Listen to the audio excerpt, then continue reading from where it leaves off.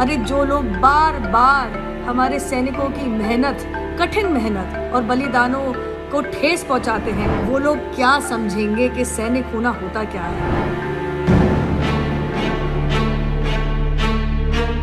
ये जो minority appeasement की जो राजनीति है कांग्रेस की, ये डिवाइड एंड रूल की जो राजनीति है कांग्रेस पार्टी की, जिस तरीके से ये ब्लेटेंट इस्लामाइजेशन की राजनीति है कांग्रेस पार्टी की, ये जनता जनार्दन अच्छी तरीके से समझती है और इसको माफ नहीं करेगी।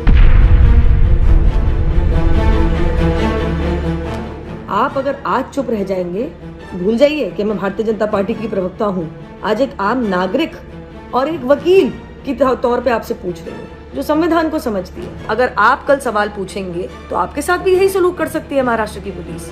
अपनी आवाज उठाइए, चुप मत बैठिए, अब समय नहीं।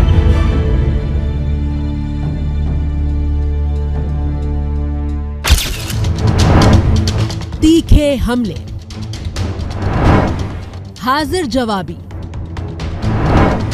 तेज तर्रार नेता वाला रुतबा और मुखरता से पार्टी की आवाज के रूप में पहचान बना चुकी थी नूपुर शर्मा।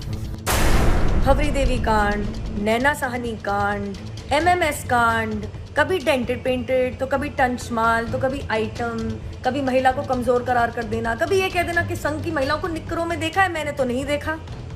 ऐसे तो पता नहीं कितनी टिप्पणियां हैं कांग्रेस पार्टी की कि बोलना शुरू करूंगी तो रात बीत जाएगी। नूपुर जब विरोधियों पर हमले करती तो जवाब देने वालों के पसीने छूटने लगते। नीच किस्म का आदमी, नीच राजनीति, मौत का सौदागर, खून की दलाली, चाय बेचने वाला कभी प्रधानमंत्री नहीं बन सकता, तू जाके चाय बेच। ये कांग्रेस पार्टी और इसके दरबारी अपने आप को समझते क्या है? 21वीं सदी में ये क्या बातें कर रहा है नेहरू गांधी परिवार और उनके दरबारी। नूपुर शर्मा सिर्फ बीजेपी की राष्ट्रीय प्रवक्ता नहीं थी, बल्कि हर मंच और मोर्चे पर पार्टी के सशक्त महिला चेहरे के तौर पर जानी जाने लगी थी। नमस्कार, this is Nupur Sharma, spokesperson of the Bharatiya Janata party, और आज मैं आपके सामने एक बहुत ही अहम मुद्दा लेके आई हूँ।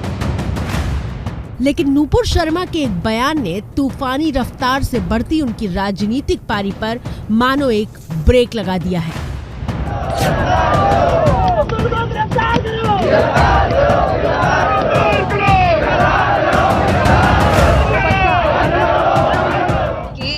सैकड़ों टीवी डिबेट में बीजेपी का पक्ष रखने वाली नूपुर शर्मा एक डिबेट के दौरान पैगंबर मोहम्मद के लिए ऐसी टिप्पणी कर गईं कि कोहराम मच गया। 3 जून को कानपुर में जुमे की नमाज के बाद हुई हिंसा की तस्वीरें पूरा हिंदुस्तान देख रहा है और हिंसा की पूरी कहानी के पीछे नूपुर शर्मा का वो बयान है जिसके विरोध के लिए पूरी स्क्रिप्ट लिखी गई थी।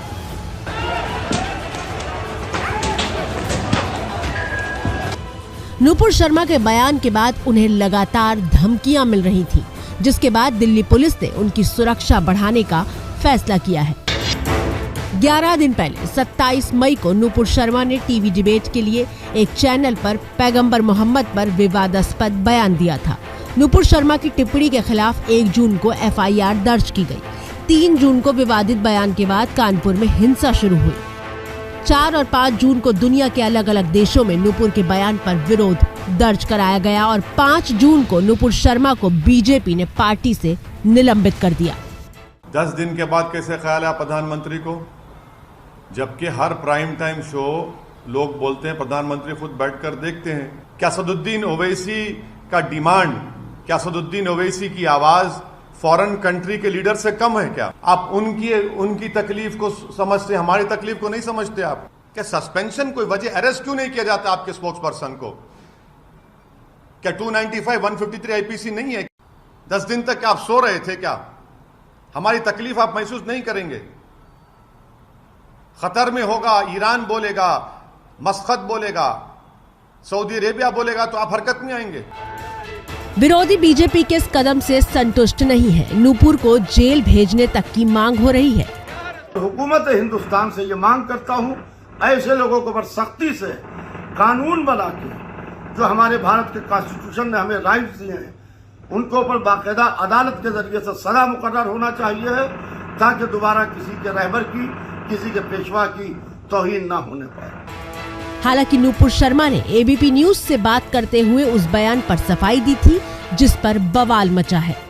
जो मैंने कहा है, मैंने कुछ रिलीजियस स्क्रिप्चर्स से पढ़ के बोला है, तो अगर आपको आपत्तिजनक लगता है तो वो तो सवाल ही बदल गया फिर, क्योंकि मेरी मंशा नहीं है कि मैं किसी भी धर्म विशेष की कहीं पे भी उसके खिलाफ नफरत फैलाऊं या इंसल्ट करूं या गाली गलौज करूं या फिर माहौल खराब करूं। जो लिखा है वो मैंने बोला है, और अगर वो कहीं गलत है तो मैं, आपको आपत्तिजनक लगता है तो फिर वो तो मैं कहूँगी कि मैंने तो नहीं लिखा और मैंने अपने मन से भी नहीं बनाया। अगर मैं गलत हूँ तो मैं इनवाइट करती हूँ किसी सीनियर इस्लामिक क्लरिक को आए और बताएं कि मेरे तथ्य बेकार हैं, मेरे तथ्य ठीक नहीं है, तो मैं अपने बयान को वापस भी लूंगी। नूपुर शर्मा पर गिरफ्तारी की तलवार लटकने लगी है और देश दो धड़ों में बटा हुआ दिखाई दे रहा है। एक तरफ वो लोग हैं जो नूपुर शर्मा के बयान को बर्दाश्त के बाहर बताते हुए कड़ी कार्रवाई की मांग कर रहे हैं, और दूसरा धड़ा वो है जो बीजेपी के निलंबन के फैसले को गलत बताते हुए कह रहा है कि नूपुर ने कुछ भी गलत नहीं किया है। नूपुर का समर्थन करने वालों में वीएचपी और बीजेपी के नेता भी शामिल हैं। सोशल मीडिया प्लेटफॉर्म ट्विटर पर नूपुर शर्मा ट्रेंड कर रही है और #नूपुर को वापस लो की मुहिम चलाई जा रही है। जब देश और दुनिया में एक चेहरे और एक नाम की इतनी चर्चा हो रही हो तो थोड़ा उस चेहरे के इतिहास पर गौर करना जरूरी हो जाता है। ये जानना जरूरी हो जाता है कि नूपुर की राजनीतिक उड़ान आखिर कहां से और कैसे शुरू हुई थी। नेवी के एक अफसर थे मदन शर्मा जी, इनकी पिटाई करने के लिए, इनकी आंख फोड़ने के लिए 6 शिवसेना के कार्यकर्ता गिरफ्त में क्यों लिए गए? आप ही की सरकार ने लिए जनाब, आप ही के गृह मंत्रालय ने लिए। ये हमारे पे आरोप उल्टा ना लगाएं। इन्होंने अप्रैल 11, 2022 या उससे पहले होने वाली अतिक्रमण के डेमोलिशन के बीच में धर्म क्यों नहीं ढूंढा? पिछली बारी एनसीपी ने कब पूछा था कि जुम्मे नमाज के लिए बिना परमिशन जब 5 बारी सड़क रोकी जाती है तो वो सही है या गलत है? हमें विश्वास है कि हमने काम किया है। डबल इंजन की सरकार, चाहे वो वैक्सीनेशन ड्राइव हो, चाहे वो गरीब कल्याण योजना हो, चाहे वो सड़कें हो, चाहे वो इंफ्रास्ट्रक्चर। आम आदमी पार्टी ने जो बोला कि हम दंगे का माहौल फैलाना चाहते हैं, भैया माहौल छोड़िए, आपके तो कार्यकर्ता नेता ही दंगाई हैं। पिछली बारी एनसीपी ने कब पूछा था? हाल ही में बता देती हूँ, जहांगीरपुरी के अंदर मस्जिदों में से पेट्रोल बम, पत्थर, बंदूकें, कट्टे सब कुछ बरामद हुए। ये क्या आस्था का विषय है? ऊपर से आप ये और बरगलाते हैं, हम और मारेंगे, और बम मारेंगे, और गोली से मारेंगे निर्दोष कारसेवकों को। हिंदुस्तान 37 साल की नूपुर शर्मा को उनके इसी अंदाज के लिए जानता है, जो बीजेपी पर उठे सवाल और हमलों का जवाब देने के लिए मीडिया के सामने हाजिर होती हैं।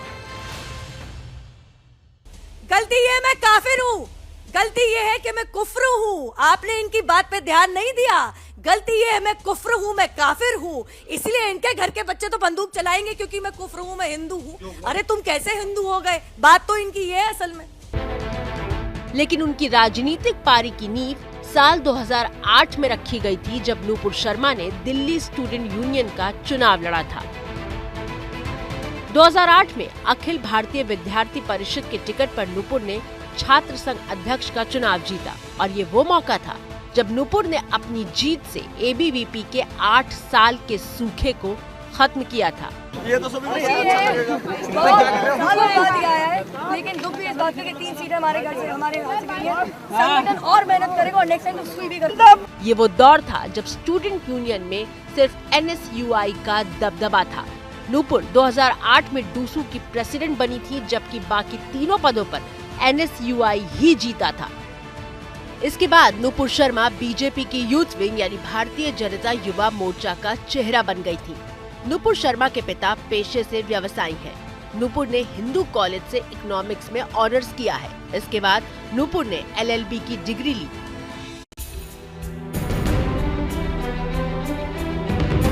छात्र संघ का चुनाव जीतने के बाद Nupur London school of economics गई, जहां से उन्होंने लॉ में मास्टर्स की डिग्री ली।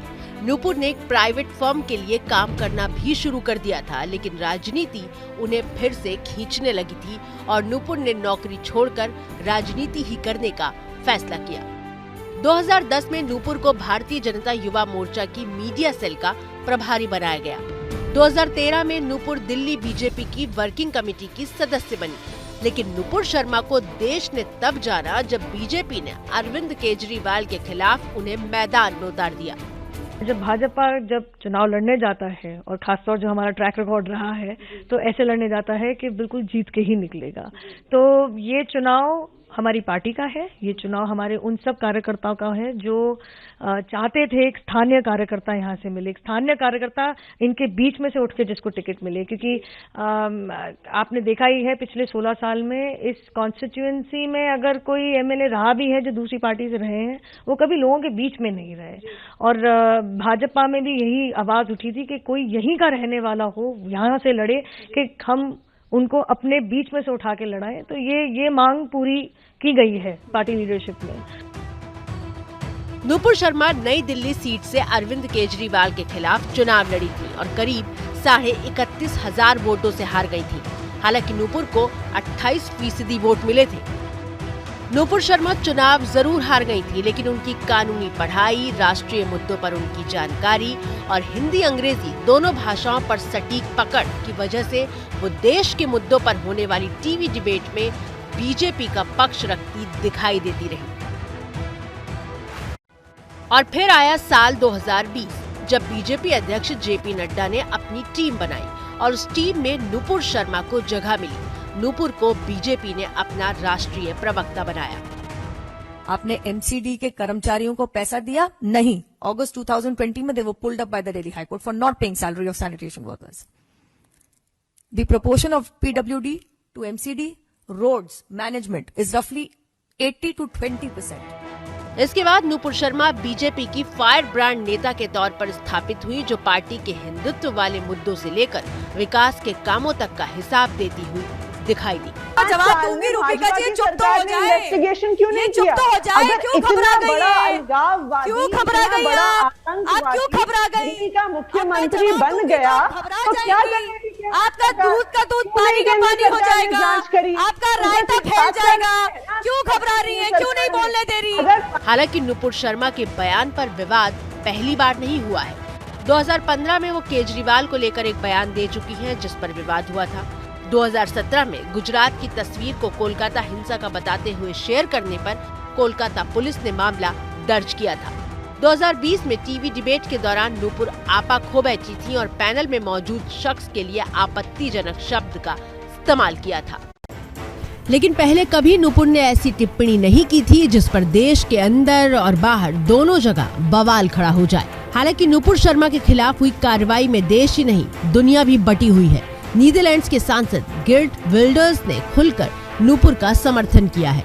उन्होंने कहा है कि ये बहुत हास्यास्पद है कि अरब और इस्लामिक देश भारतीय नेता नूपुर शर्मा के बयान पर भड़के हुए हैं। उन्होंने सवाल किया है कि भारत क्यों माफी मांगे।